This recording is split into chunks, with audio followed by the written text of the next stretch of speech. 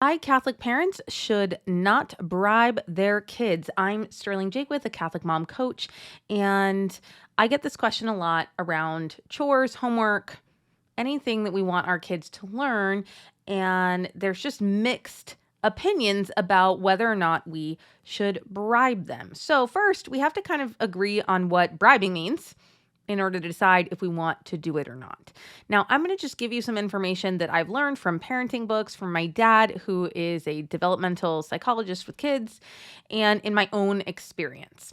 So first, a bribe, right? It has a negative connotation. For example, you don't think that your husband's company bribes him to work there, do you?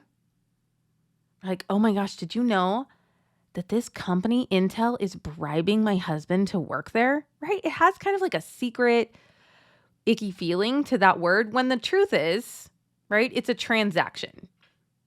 Intel says, Michael, that's my husband's name, come do this job for me.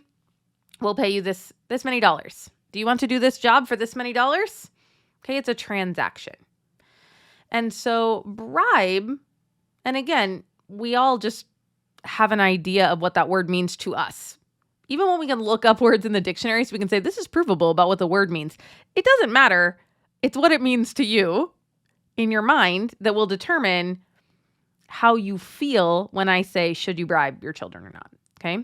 So is it transactional? Is it secretive? Is it icky? Is it yucky? What does bribe mean? Is it against their will? Right? Does bribe mean, I'm going to kind of trick you to do something that you really don't want to do, that it isn't in integrity for you, but I'm bribing you with something so sensational that you're going to do it? Okay. So I never use the word bribe when it comes to my children, but there are some things that we make transactions for with them, and there are some things that we don't. Okay. And I'm just pretty clear about that.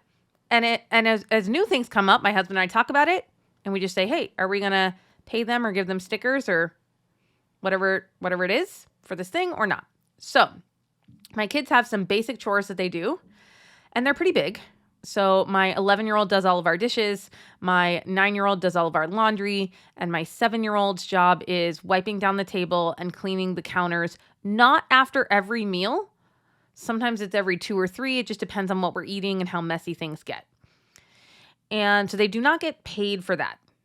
They do not get any allowance for that. But I often will tell them, here are some things that I would like help with, and I'm willing to pay this much money for it. Okay, so that might be cleaning out the car. It includes doing things with my boys. So I will pay the girl the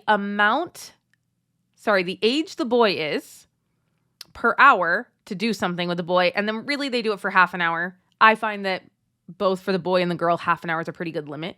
So if someone wants to sit and read books to Blaze, and Blaze is 4, I will pay them $2 for half an hour to sit with Blaze. And I may not always do that. We're in this phase right now where we don't really have a babysitter or a nanny. And so it's actually a pretty good deal for me to spend that on the kids. There are times when I probably wouldn't have thought that that was a good deal in our family. So I'm just sharing the transparency of that. It works for me right now. I don't know that I will always do that, and we haven't always done that. So you can just decide, there are certain things that we want to pay for. Now, my dad, who teaches teachers and daycare providers how to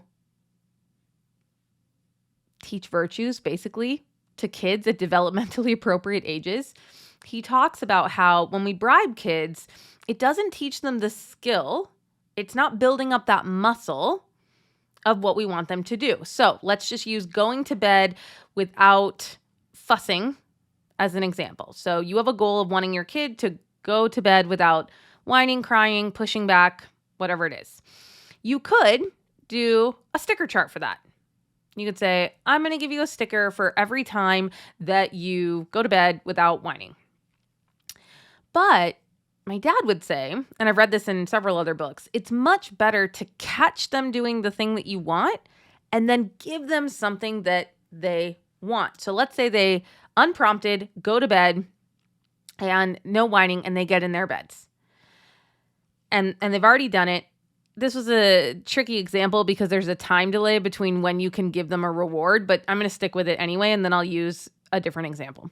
So they're in their beds. I would at that moment say, hey, Blaze, buddy, you did such a good job going to bed when mommy asked. So I named the skill so he knows what it is. We don't want to say, hey, I want you to not whine. But what we really want is to go to bed when mommy asks you to, okay? Or have a good attitude, right? And so I affirm what he did, and I say, that's such a good thing. And because of that, I would love to play trucks with you tomorrow. Okay. So again, the younger the kid is, the time delay things may not work as well, but this works with anything. So just today, my 3 boys found a pair of sunglasses, like kids' sunglasses. And I'm like, oh Lord, where did those sunglasses come from? But sure enough, they found them. And then of course, all of them wanted them. And so my 5-year-old had them. My 3-year-old said, can I have them? And he goes, no. Oh, I saw frustration on his face. And then I saw it melt away. And he goes, you know what? Yeah, you can have a turn. And he hands them to my 3-year-old. And I'm like, oh, right? Like, this is just one of those wonderful moments. And so I take that kid and I go, oh, wow, you were so generous right there. I love it when you are generous. Why don't we, and I have this little sewing kit with a plastic needle, not like a sharp needle. It's really made for little kids. And I said, let's do that later when the little boys go to nap. Okay. So that's a way of rewarding or reinforcing a behavior without loading it in the front end. If you give those glasses to Peter, I'll do something nice with you. And that's fine, by the way. I certainly don't think we're breaking our kids over this, but it's also not teaching them the innate skill coming from within them to do the thing. Okay. And this is what happens socially, right? And when you go to school, no one explains to you all of the social structure rules. You say things and it either gains you favor with friends or people don't want to hang out with you. And you figure that out on your own, right? The system will reinforce the behavior that the system wants. And so we want to do that with kids. So that's kind of how we think about it in our house. I try to reinforce things after I see it. I verbally reinforce it with praise and I name the skill. And then if I have the presence of mind, which I don't always, I have 6 kids and I work 30 hours a week from home. I do not always have the time to be like, I love you, little boo. Let's sit down and do your favorite activity. Okay. But I know this is what I'm shooting for. Okay. Now I'm going to do a part 2 of this episode, which is how I feel differently about a kid who has ADHD and how I think about it. I have ADHD. None of my children have been diagnosed, but we haven't even tried. But I have been researching it, and I will tell you how my answer is slightly different for that. Okay, so hang tight for part 2. Thank you so much for listening, and have a blessed day. I hope you enjoyed this episode of Catholic Mom Mindset. To learn more about growing closer to the Holy Spirit, check out our free resources at madeforgreatness.co. Thank you so much for listening, and have a blessed day.